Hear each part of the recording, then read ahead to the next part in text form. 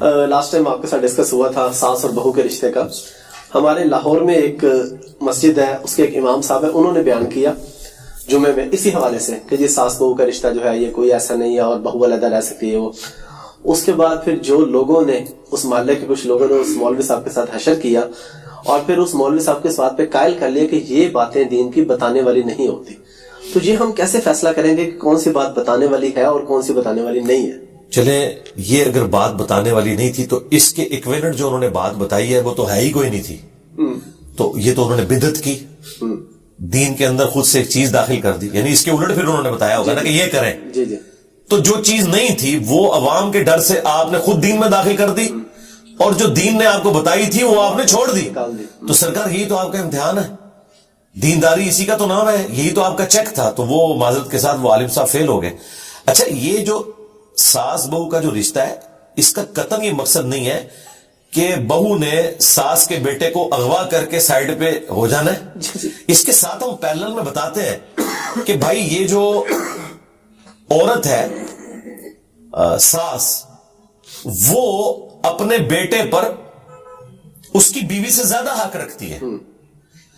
عورت پہ سب سے زیادہ حق اس کے خاوند کا ہے اور مرد پہ سب سے زیادہ حق اس کی ماں کا ہے. بخاری مسلم حدیث ہے, پہلے 3 حق اس کے ہیں, چوتھا باپ کا ہے. اچھا, لیکن عورت پہ اس کے خاوند کا ہے, کیونکہ ابو داؤد میں حدیث ہے اگر میں سجدہ جائز سمجھتا تو بیویوں سے کہتا کہ اپنے خاوندوں کو سجدہ کریں.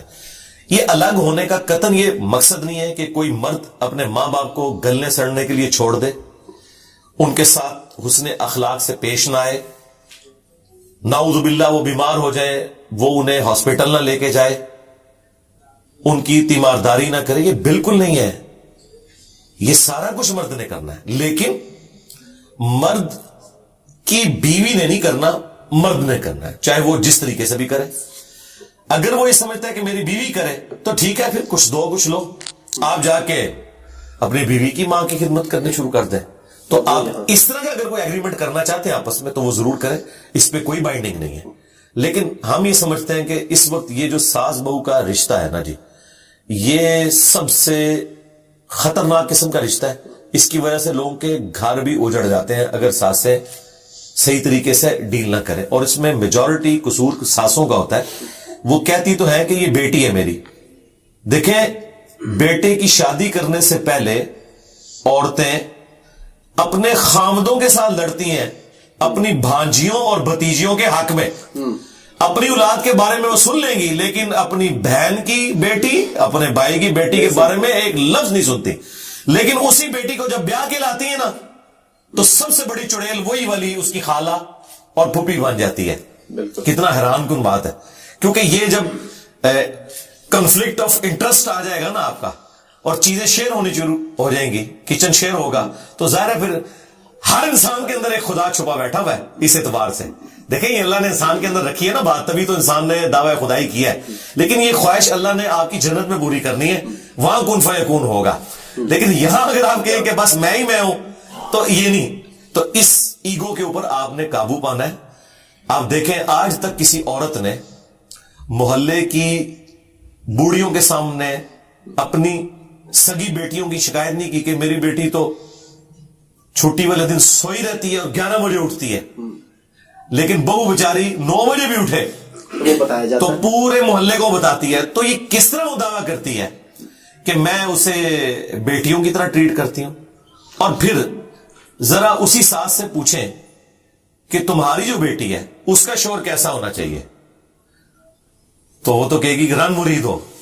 تو بس پھر جو اپنے لیے پسند کرتے ہو, بخاری مسلم میں ہے, وہی دوسرے کے لیے بھی پسند کرو. یہ ایمان کی ایک بنیادی علامت ہے. تو میرا خیال ہے انسان اپنے آپ کو دوسری جگہ پہ رکھ کے دیکھے نا تو اللہ کے فضل سے انسان اپنا جب آئینے میں منہ دیکھتا ہے نا اسے پتا چل جاتا ہے کہ میں کہاں پر غلط ہوں. سیدھی سی بات ہے جی. اچھا علی بھائی, اسلام میں سلام کا کافی کہا گیا, تو سلام اور مسافے کا آپس میں کیا تعلق ہے؟ مسافہ ایک ہاتھ سے ہے, 2 ہاتھ سے ہے, جس طرح ہم اکثر دیکھتے ہیں کہ اگر 2 ہاتھوں سے نہیں کیا تو وہ جی گستاخی ہے, یا سنت کے مطابق حدیث کے مطابق کیا ہے؟ دیکھیں سنت کے مطابق تو سلام زبان سے کہہ لینا کافی ہے. ٹھیک ہے. مسافہ, معانقہ, دست بوسی, یہ سب ایکسٹرا چیزیں ہیں, جائز ہیں. ٹھیک ہے. اپنی حدود اور قیود کے اندر. لیکن جو اصل ہے نا وہ السلام علیکم کہنا ہے. یا السلام علیکم ورحمۃ اللہ. وہ ابو داؤد میں حدیث ہے کہ جو السلام علیکم کہتا ہے تو تم ایک لفظ ایڈ کر کے اسے جواب دو, پروٹوکول دو. بخاری مسلم میں حدیث موجود ہے کہ آدم علیہ السلام کو جب پیدا کیا گیا تو اللہ تعالیٰ نے انہیں یہ سکھایا کہ تم فرشتوں کو جا کے السلام علیکم کہو, تو وہ جو جواب دیں گے نا وہی تمہاری اولاد میں ٹرانسفر ہوگا. تو یہ اس طریقے سے چلا ہے. اس کے مختلف سیکھیں, صرف سلام یہ بھی سلام ہو جاتا ہے, اور یہ قرآن میں ہے. دیکھیں لوگ کتنے حیران ہوتے ہیں, اگر آپ کسی کو کہیں نا سلام, وہ کہے گا پتہ نہیں اس نے مجھے کوئی ٹونڈا سا سلام کیا, یہ مجھے اچھا نہیں سمجھتا. تو قرآن میں ہے کہ حضرت ابراہیم علیہ السلام کے پاس جب فرشتے آئے انسانی شکل میں تو انہوں نے کہا تھا سلام, انہوں نے کہا سلام, سلام, السلام علیکم, السلام علیکم ورحمۃ اللہ, السلام علیکم ورحمۃ اللہ وبرکاتہ. یہ آپ سارے الفاظ استعمال کر سکتے ہیں. تو یہ بیسیکلی دعا ہے, اور اس دعا کی برکت آپ دیکھیں, نبی علیہ السلام نے فرمایا کہ میں تمہیں ایک ایسی چیز سکھاتا ہوں کہ جس سے تم آپس میں باہمی محبت میں بن جاؤ گے, اور وہ یہ ہے کہ سلام کو عام کرو. اور اس کی برکت یہ ہے کہ آپ جب کسی کو سلام کرتے ہیں نا تو ایک دوسرے کے ساتھ آپ فیملیئر ہو جاتے ہیں, ایک ڈر کا رشتہ ختم ہو جاتا ہے. آپ اندھیری رات میں جا رہے ہیں, سامنے سے کوئی بڑے قد بد والا بندہ آتا ہے اور 3-4 بندے اس کے ساتھ ہیں, وہ چور بھی ہو سکتا ہے, کوئی اور بھی ہو سکتا ہے, لیکن اگر وہ چلتے ہوئے دور سے یہ السلام علیکم تو آپ کا سارا خوف ظاہر ہوگا, اپنائیت فیل ہوگی. اس لیے, اور دیکھیں یہ چیز ادھر نہیں قرآن میں ہے کہ جنتی بھی ایک دوسرے کو سلام سلام کہیں گے, اللہ تعالیٰ بھی جنتیوں پر سلامتی بھیجے گا, اور یہ اللہ تعالیٰ کا نام بھی ہے سلام. ٹھیک ہے, اللہم انت السلام منک السلام تبارکت یا ذا الجلال والاکرام. یہ مسلم شریف میں حدیث ہے, نبی علیہ السلام فرض نماز کے بعد جب تک یہ دعا نہیں پڑھتے تھے نا, آپ قبلہ رخ سے اپنا رخ انور پبلک کی طرف نہیں کرتے تھے, یہ دعا پڑھا کرتے تھے.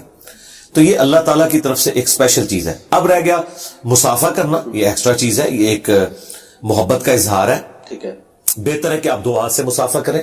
ٹھیک ہے, ہاں, ایک ہاتھ سے بھی جائز ہے. یہ اہل حدیث نے جو ایک فتنہ کھڑا کیا کہ مصافحہ ہے ہی ایک ہاتھ کے ساتھ ہے, یہ صرف حنفیوں کے ساتھ ضد کی وجہ سے. ادروائز صحیح بخاری میں امام بخاری رحمہ اللہ تعالی نے باقاعدہ ایک چیپٹر کی ہیڈنگ باندھی ہے 2 ہاتھ سے مصافحہ کا بیان. اچھا, اور اس میں انہوں نے تابعین کا عمل لکھا ہے کہ وہ 2 ہاتھ سے مصافحہ کرتے تھے, اور اس کے ثبوت میں انہوں نے بخاری میں حدیث لی ہے کہ حضرت عبداللہ ابن مسعود کہتے ہیں کہ نبی علیہ السلام نے مجھے تشہد اس حال میں تعلیم فرمایا کہ آپ کے دونوں مبارک ہاتھوں کے درمیان میرا ہاتھ تھا, آپ نے یوں لے کے پیار سے. اس سے امام بخاری نے یہ رزلٹ نکالا کہ اپنی اصل میں کسی شخص کے ہاتھ کو اپنے دونوں ہاتھوں میں لینا یہ ثبوت ہے کہ آپ 2 ہاتھ سے مصافحہ کر سکتے ہیں. اس کا جواب اہل حدیث یہ دیتے ہیں کہ جی وہ ابن مسعود کا ایک ہاتھ تھا. ہم کہتے ہیں آپ گمان کر سکتے ہیں کہ اللہ کے نبی نے آپ کا ہاتھ پکڑا ہو اور دوسرا اپنے سائڈ پہ رکھا ہو, آپ تو کہیں کہ میں تو دل بھی نکال کے نیچے رکھ دوں.